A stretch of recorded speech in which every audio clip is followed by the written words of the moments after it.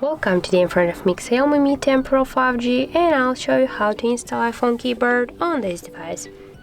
So first you should go into the Play Store and in the search pool enter the iOS phone keyboard.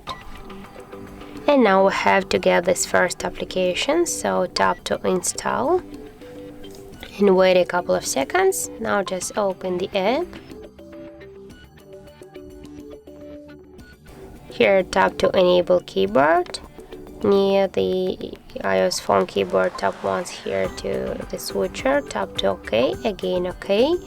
Now just go back, tap to the switch keyboard and switch your Gboard to the iOS phone keyboard United States.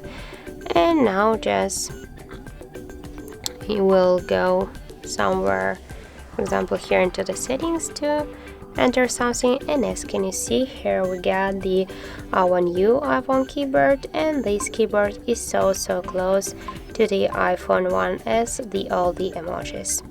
So that's how it looks, and if you find this video helpful, remember to leave a like, comment and subscribe our channel.